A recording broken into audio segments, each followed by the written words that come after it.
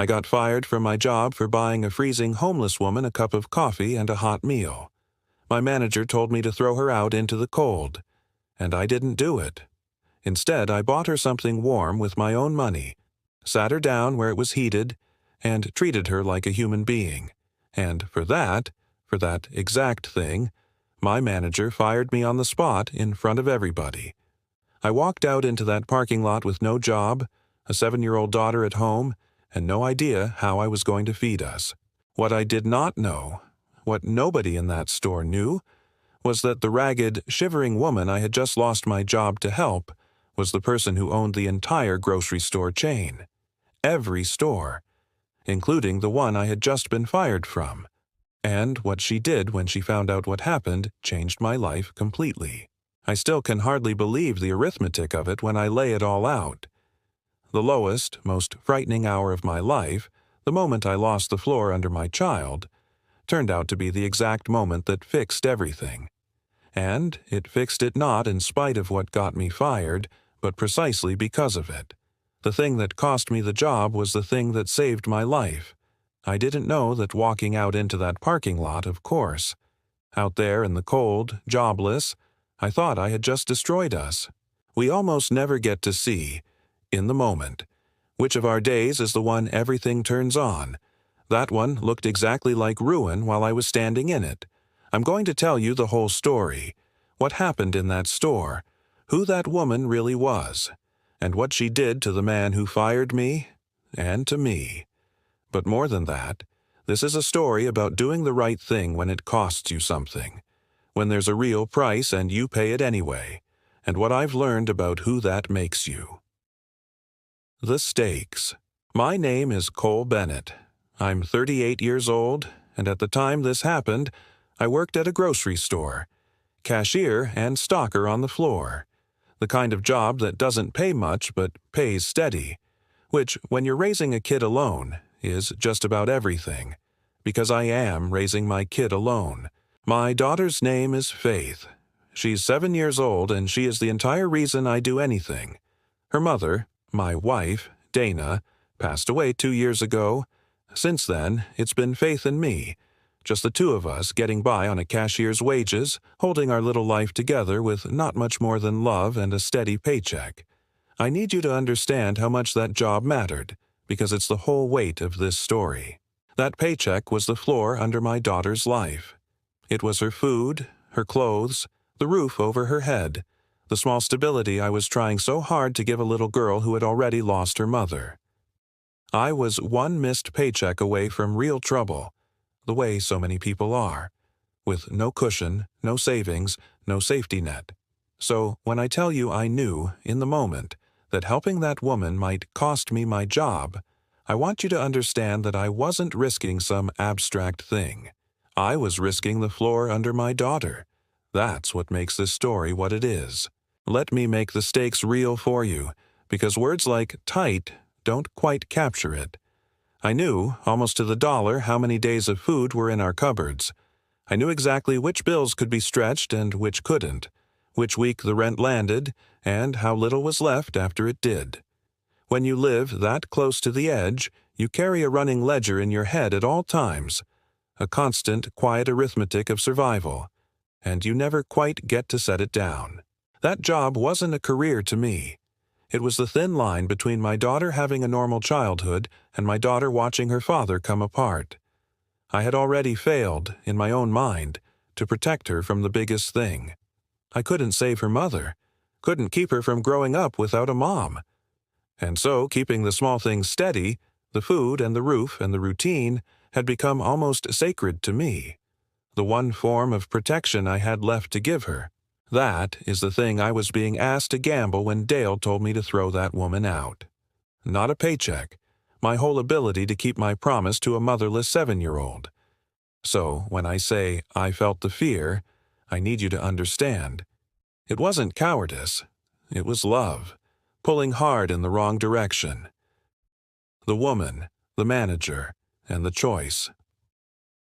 It was the dead of winter, brutally cold, the kind of cold that's actually dangerous. On this particular day, a woman came into the store. She was, by every appearance, homeless. Older, maybe in her 60s. Worn and dirty clothes layered up against the cold. A couple of plastic bags of belongings. She was shivering hard, and she had that gaunt, hollow look of someone who hadn't eaten properly in a long time. She came in, I think, mostly just to get out of the cold for a few minutes, to be somewhere warm. She wasn't causing any trouble. She wasn't bothering anyone. She was just a cold, hungry old woman trying to get warm. I noticed her the way I notice everyone, because of how I grew up. We didn't have much when I was a kid. There were stretches that were genuinely hard, and my own mother had a saying she lived by. There, but for the grace of God. She'd say it every time we passed someone struggling. Not as a platitude, but as a genuine reminder that the line between us and them is thinner than anybody comfortable wants to believe. I'd watched my mom give away food we could barely spare to people who had less more times than I could count. So when I looked at that shivering woman, I didn't see a nuisance or a problem or something bad for business. I saw a person who'd had a run of bad luck I'd been close enough to, in my own life, to imagine all too well. I saw somebody's mother, somebody's daughter, a whole human life that had landed her cold and hungry in a grocery store on the worst day of winter. You can't unsee a person once you've actually seen them. And I had seen her. My manager's name was Dale. I'll be honest with you, Dale was not a kind man. He was one of those people who, when they get a little bit of authority, use it mostly to feel big. And he had a particular contempt for people he considered beneath him. The second he spotted that homeless woman warming up near the front of the store, his face curdled. He came over to me. I was the closest employee, and he said, "Get rid of her. I don't want her in here. She's bad for business. Throw her out." I looked at that freezing old woman. I looked back at Dale, and something in me just stopped. I knew what doing the right thing might cost me. I want to be honest. I felt the fear in that exact moment, the cold clutch of it. If I crossed Dale, I could lose this job, and if I lose this job, my daughter and I are in serious trouble. I felt all of that, and I also knew, looking at that shivering woman, that I was not going to throw a freezing, hungry human being out into dangerous cold. I just wasn't. There are some things a person can't do and still be themselves. For me, that was one of them. So I tried, first, to do it the smart way. I said, "Dale, come on, it's freezing out there. She's not hurting anybody. Let her warm up for a few minutes." Dale didn't like that at all. His face got hard, and he said, "That wasn't a suggestion. Throw her out now, or you can find another job." There it was, out loud. The choice laid right out in front of me. Throw out a freezing old woman, or lose the job that fed my daughter. Time does a strange thing in a moment like that. It slows down.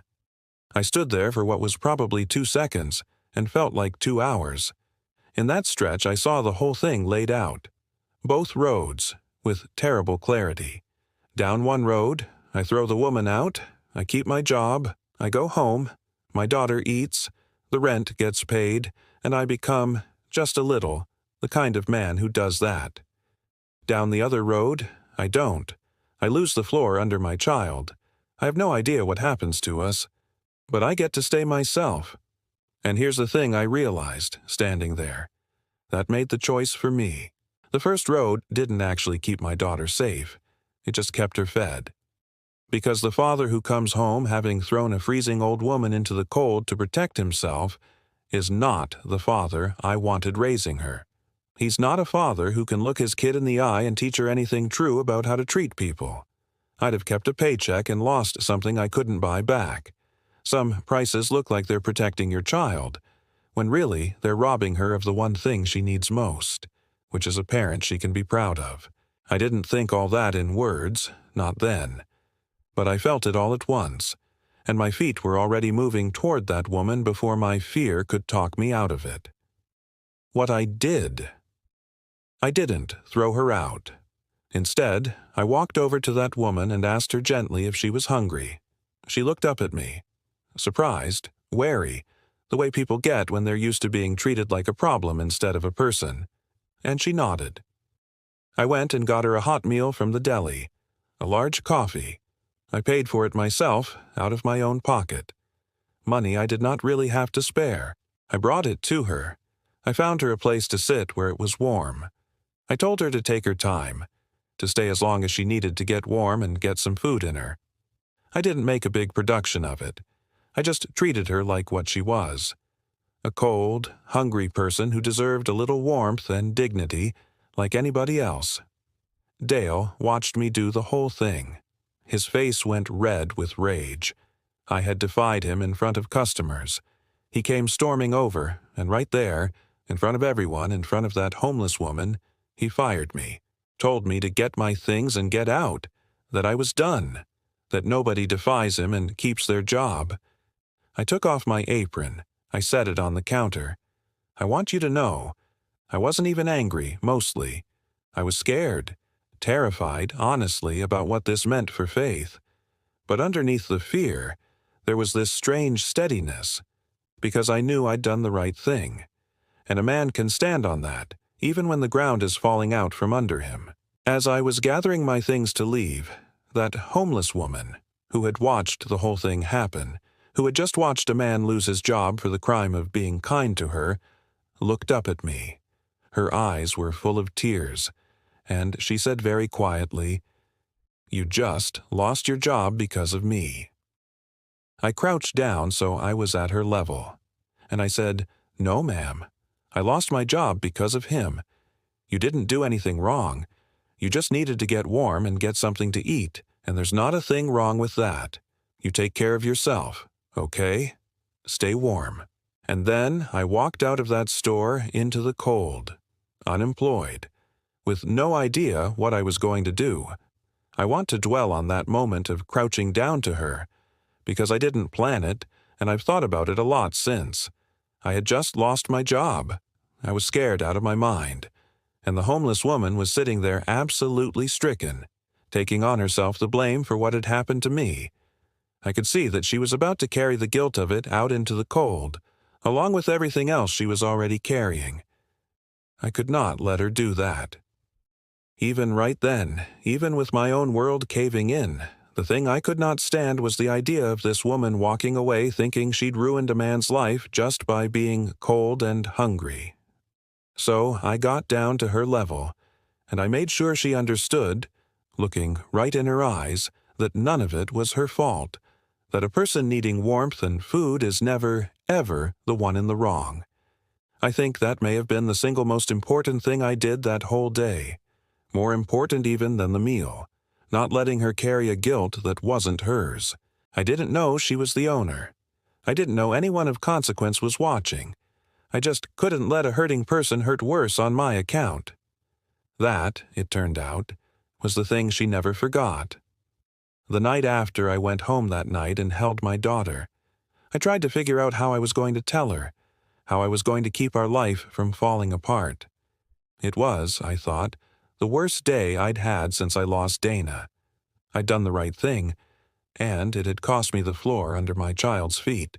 I lay awake all night doing the terrible math, applying for things in my head, sick with worry.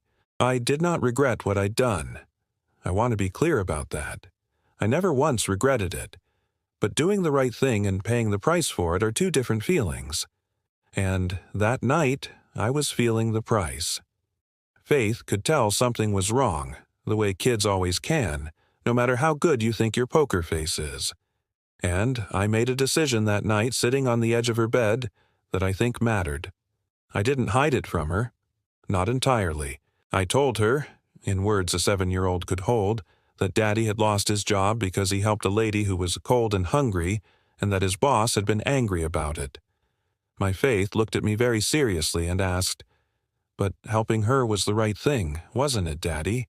And I said, "Yes, baby, it was the right thing." She nodded, like that settled it. And she said, "Then it's okay." Just like that. Then it's okay. I had to leave the room for a minute, because a child had just cut straight to the center of a thing I'd been agonizing over all night, with a clarity I'd lost somewhere in the fear. I'd been so frightened of what my choice would cost her that I'd half forgotten the choice was, in the deepest way, for her. She didn't need a dad with a paycheck and no spine. She needed a dad she could be proud of. And that night, even broke and scared and unemployed, I was one. The next morning, I got up and started looking for work, with that little, "then it's okay," carrying me forward. I had no idea the phone was about to ring. Who she really was. Her name was Margaret Ellison, and she was not homeless. She was the owner of the entire grocery store chain. Every single store, including the one I had just been fired from, belonged to her. She was the founder, the head of the whole company, an immensely wealthy and powerful woman. She had been walking through one of her own stores in disguise. Here's the story, the one she told me later. Margaret had built that grocery chain up from a single little store decades ago with her own 2 hands. And in the beginning, it had been built on a simple principle. You treat people right. All people. That a grocery store sits at the center of a community and ought to take care of that community, especially the people who are struggling. That had been her whole philosophy, the soul of the thing. But the company had grown the way companies do, into something huge, with hundreds of stores and thousands of employees. And somewhere along the way, Margaret had gotten worried that the soul of it had been lost. That down on the floor of those stores, far from the boardroom, her stores might not be living out the values she'd built the whole thing on. She couldn't tell from the executive reports. The numbers all looked fine. So she decided to find out for herself. The only way you really can. By becoming invisible.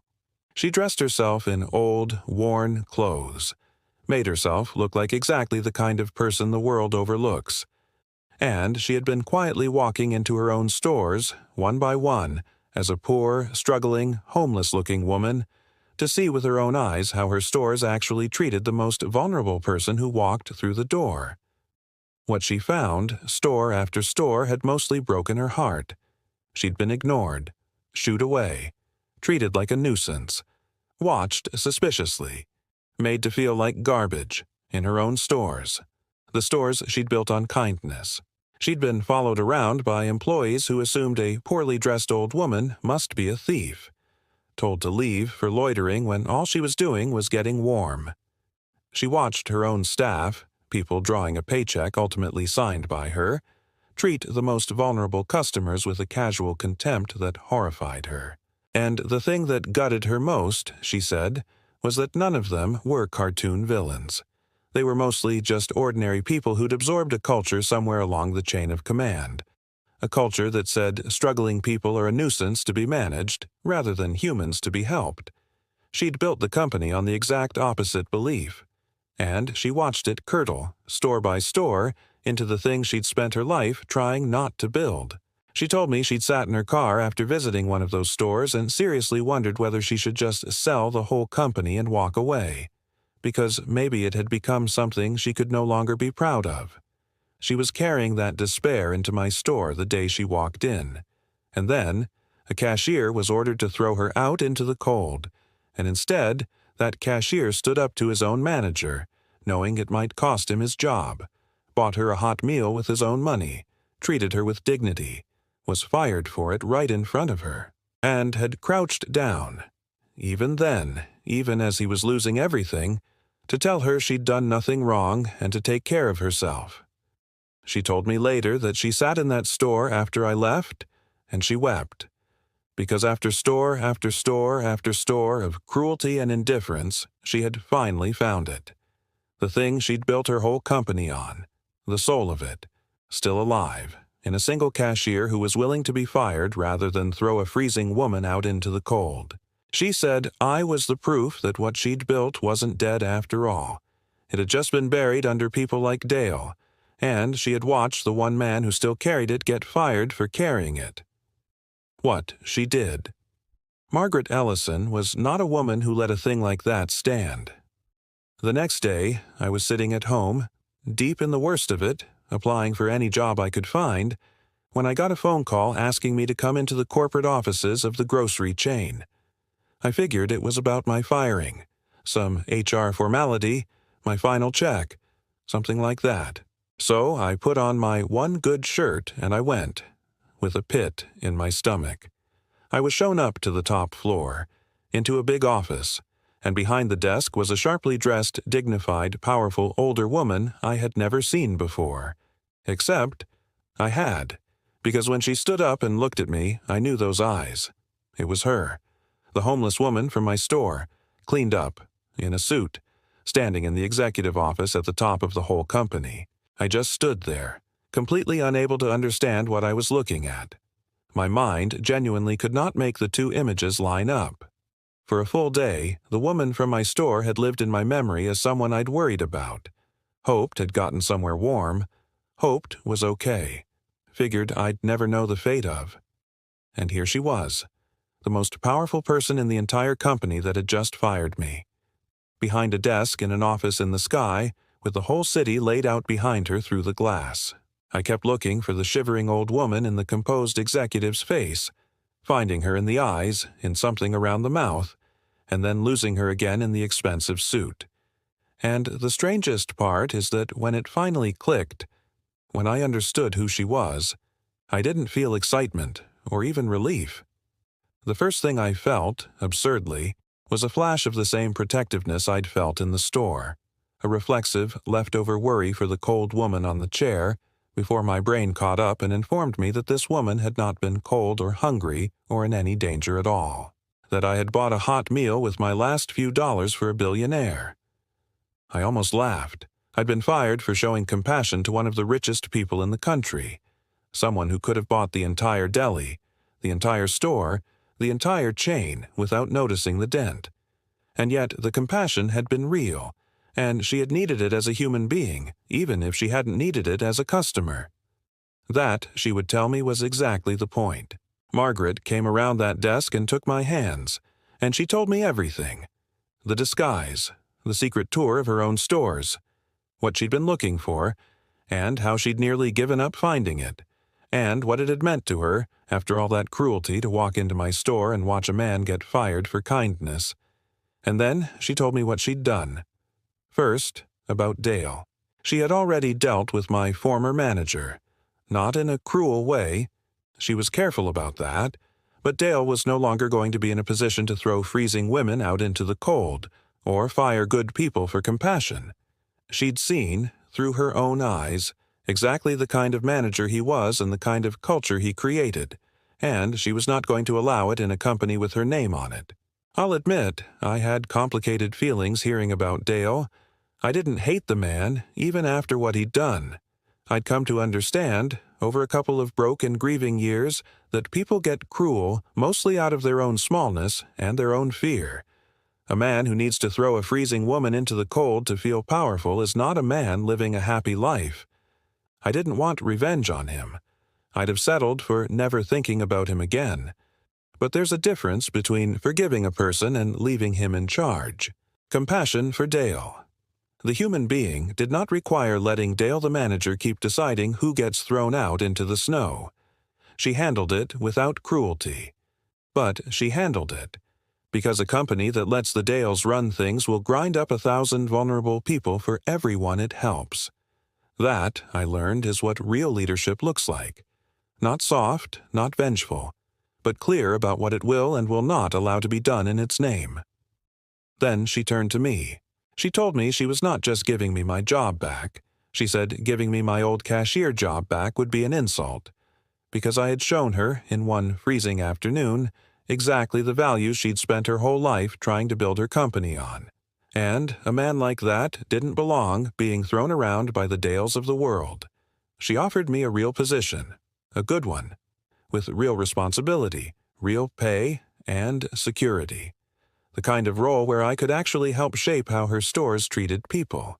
She wanted me, she said, to help bring the soul back to her company. She wanted the man who had been willing to lose everything to be kind, helping to make sure her stores were places where kindness was the rule, and not the thing that got you fired. I took it, of course, and it gave my daughter and me our life back. More than back, it gave us solid ground, a future, a security I had never had, even before I was fired. She didn't make me rich, she made me safe, and she did it not as charity, but because she'd seen with her own eyes who I was, and she wanted that working for her. There's a world of difference between those two things. If she had come to me with pity, with a handout, with a check to soothe the bad thing that had happened, I think some part of me would have shrunk from it, because a man who did the right thing doesn't want to be repaid for it like it was a transaction. That would cheapen the very thing that made it worth doing. But she didn't offer me pity. She offered me a job because I was good at the most important thing her company did, which is treat people like people. And she'd watched me do it at the greatest possible cost to myself. She told me, "I am not rescuing you, Cole. I am hiring the best employee I have ever personally witnessed. You did, at the risk of everything, what I cannot get people to do when their jobs are safe. That is not something I reward out of kindness. That is something I would be a fool not to put to work." That framing let me walk into that new job with my head up, not as a charity case, but as a man who'd earned it the hard way. What changed beyond me? Margaret didn't stop with me or with Dale. She used what she'd learned on that secret tour, the cruelty she'd witnessed, and the one act of kindness that had cut through it, to change things across the whole company. She put in new policies about how stores were to treat people who were struggling, the homeless, the down on their luck. She made it official, company-wide, that no employee would ever again be punished for showing compassion to a person in need. That, in fact, it was now exactly what the company expected of them. She told me, point blank, that a single cashier willing to be fired for kindness had done more to remind her what her company was supposed to be than 20 years of executives and consultants ever had. And she didn't just write nice words into a policy binder that nobody reads. She meant it, and she built it into the bones of the company. Stores were given real direction and real resources to help struggling people instead of chasing them off. Partnerships with food banks. Quiet ways to make sure nobody was turned away from warmth on a dangerous day. Protection written into the rules for any employee who chose compassion over the cold efficiency that a man like Dale preferred. She made kindness the expectation, top to bottom. And she made cruelty the thing that got you held accountable, which was exactly backwards from how it had been in my store. And here's the part that still gets me. Somewhere out there, right now, on a cold day, there's a struggling person walking into one of those stores and being treated with warmth and dignity instead of being thrown out. And they will never know that the reason traces back to a cashier getting fired for a cup of coffee on the worst day of his life. They'll just be treated like a human being, and never know why. A small act of decency, done at real cost, with no audience I was aware of, rippled out into thousands of strangers I'll never meet. I thought I was just refusing to throw one woman into the cold. It turned out I was, without knowing it, helping to thaw a whole company. Coming home. I got to go home that week and tell my daughter a very different story than the one I'd been dreading. I sat on the edge of her bed, the same spot where she had told me, "Then it's okay." And I got to tell her that helping the cold lady had turned out to be the best thing Daddy ever did, that the lady had turned out to be very important and very kind, and that everything was going to be all right now. Better than all right. Faith listened. She nodded, and she said, with the total confidence of a 7-year-old, "I told you it was okay." And she had. She'd known before I did. There's a stability in our life now that we never had, even before the firing. A steady, decent job with a future, a little breathing room in the budget, the constant low terror, finally gone. But more than the security, what I treasure is that my girl got to watch the whole arc of it, that her father did the right thing when it was frightening and expensive, and that the world, this one time, rewarded it. She's going to carry that. When some hard choice comes for her someday, and the easy wrong thing is whispering in her ear, I hope she remembers the winter her dad got fired for a cup of coffee, and how it turned out. What I most want you to take from this. A man getting fired for buying a homeless woman a cup of coffee ended up changing how hundreds of stores treated thousands of struggling people. I think about that all the time. about how you never know what one small act of doing the right thing is going to touch. I thought I was just refusing to throw a freezing woman into the cold and losing my job for it.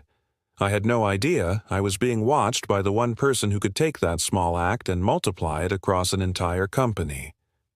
I think about how close I came to doing what Dale told me to do, because I'd be lying if I said there wasn't a voice in my head in that moment telling me to just throw her out, to keep my head down, to protect my job and my daughter, that it wasn't my problem, that doing the right thing was a luxury a man in my position couldn't afford.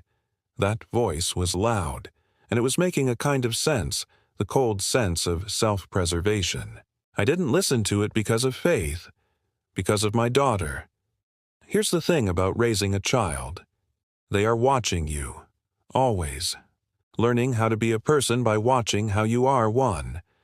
And I thought, even in that scared moment, what kind of man am I raising my daughter to think her father is? What do I want her to learn about how you treat people who are down? I could not be the man who threw the cold woman out to save his job, and then go home and tuck in my daughter and try to teach her to be kind. The two things couldn't live in the same man. So I chose to be the father I wanted her to have, even though I was terrified of what it would cost. And it turned out, though I had no way of knowing it, that being that man was the best thing I ever did. Not just for my soul, for our actual lives. And that's the thing I most want to leave you with. Doing the right thing is easy when it's free. Anybody will do the right thing when it costs them nothing. The test, the real test of who you are, comes when doing the right thing has a price. A real one. When standing up for what's decent might cost you your job, your comfort, your security, the floor under your own child. That's the moment that actually measures a person. And I'm here to tell you, from the other side of it, pay the price. Do the right thing, even when it's expensive. Not because it'll work out like it did for me. It usually won't. There's usually no secret billionaire watching. You usually just lose the job, and that's the end of it. But because the alternative is becoming a person who throws freezing women into the cold to protect himself. And that is a more expensive thing to be than any job is worth. I want to be really honest with you about that, because I don't want anyone to take the wrong lesson. The reason to do the right thing is not that a secret billionaire might be watching and reward you. That almost never happens. In the real version of this story, the far more common one, the cashier helps the freezing woman, gets fired, and just loses the job. The woman really was just a struggling stranger. There's no office in the sky and no happy ending. Only a man who's out of work and a clear conscience that doesn't pay the rent. And I am telling you that even that version, the one with no reward at all, is the right one. Because the clear conscience, the being able to look your kid in the eye, the staying yourself when the world offered you a discount on your soul, those are not consolation prizes. They are the actual prize. They are the only things you truly get to keep. The job, the money, the security, all of it can be taken from you by any Dale on any Tuesday. The one thing nobody can fire you from is the man you decide to be when it costs you. Guard that. It's worth more than any paycheck, and it's the only thing that's really yours. Tell me in the comments about a time you did the right thing even though it cost you, or a time someone stood up for what was decent when it would have been so much easier to look away. I read every single one. Those stories are the ones that keep my faith in people alive. And somewhere soon, the right thing is going to come with a price tag on it, a real one, and a voice in your head is going to tell you that you can't afford it. When that moment comes, pay it anyway. Maybe no one's watching. Maybe no one ever rewards it. But you'll be able to look your kid in the eye, and you'll get to stay yourself, which is the only paycheck that never bounces.